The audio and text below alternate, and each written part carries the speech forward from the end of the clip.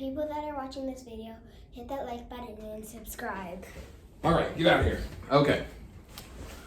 So she's wanting to get more into the camera and the action now instead of being behind the scenes. Now she wants to be in front, of course, and you're able to get that. And those of you who are on here, comment below and let me know if you believe that we look like I do, or oftentimes I don't see I see a little bit of the similarities, but often other people seem to see a lot of it. And she's in denial, of course, because I'm her dad. So that's another whole topic in itself. And yeah, so comment below on that. And then also let me know where you are from as well. So just want to do a experience share.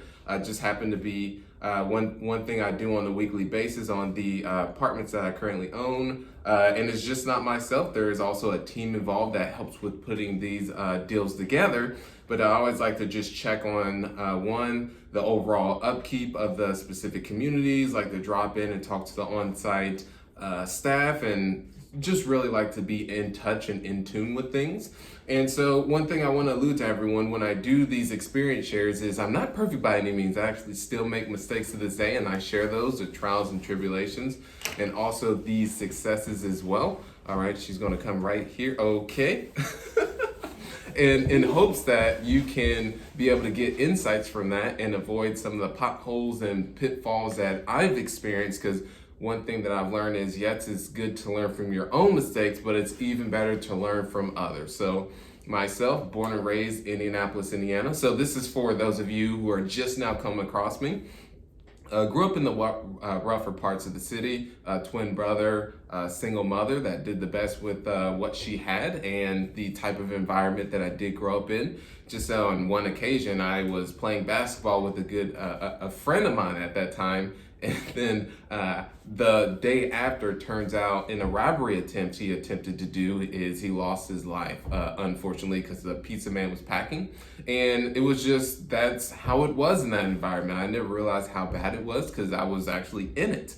And then the fast forward, how I got started in real estate was 2009. Things weren't going so well in the industry, but was in the construction side. And shortly after that, I shifted more to investing, bought first property which was a single family house, 23 years old, got up to 150 single families and transitioned to multifamily in 2017 and was able to get the portfolio to just under 600 units and have since sold single families and also some apartments. So now just over 300 units with the valuation of those holdings at $18.9 million. But me saying that, not perfect by any means, just want to give you some context and background on myself. So this specific 80 units that I'm currently in, which is on the south side of Indianapolis, a suburb, so pushed out a little bit further from the city. And through that is still getting through the reposition phase of upgrading the rents, pushing up the rents.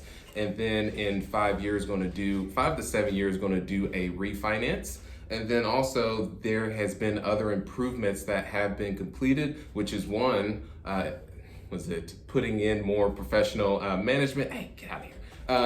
Implementing more professional management because it was pretty mismanaged prior to the acquisition. And then also did a seal coating and then also restriping of the parking lot. So that's some updates there. But the biggest lessons that were learned on this in particular one was relationships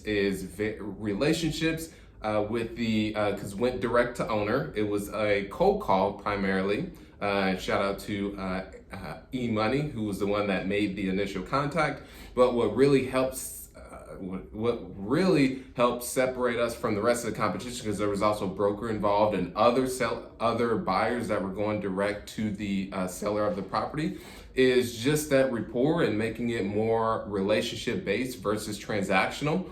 And actually in the other room, which has since now been renovated, is where there was a sit down with myself, the COO, the owner of the property, and then also my colleague who was the head of acquisitions at that point in time. And we weren't just even talking about the property, we were talking about all other aspects. And the seller of the property just needed the cash because they wanted to go do some developments, and they were more interested not in apartments but actually building out more on the development of single family houses. So that was one thing that really went the extra mile and ended up getting a discount on the property just due to that. The second was that the initial underwriting was going to add a unit. So where I'm currently at was going to be converted to an actual unit itself. But afterwards, when acquiring it, saw all the moving parts that were associated with it. So just ended up pivoting and adding additional amenities to be able to push up the rent and the income as well.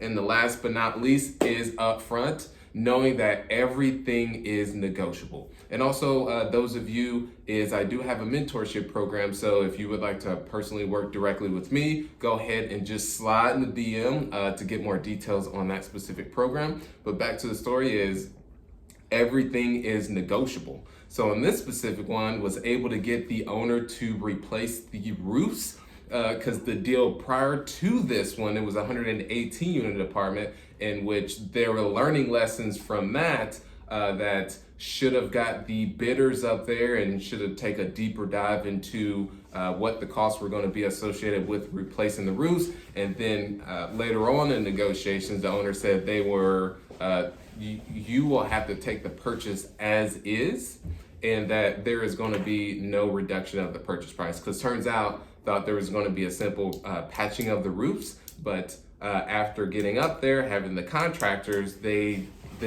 mentioned, hey, Kenley, could we not do that? Thank you so much. That it was decided that all the roofs needed to be replaced. So through that completely blew out the budget, and then went to the seller and said, hey, we did not.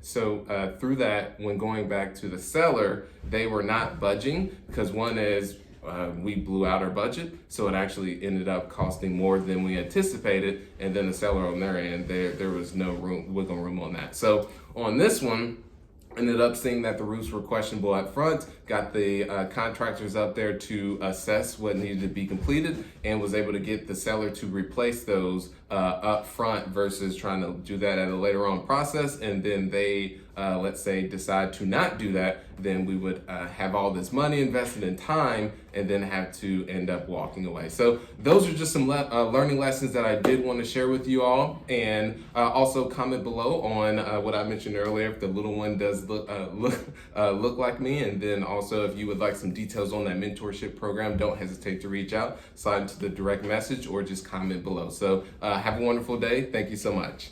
All right.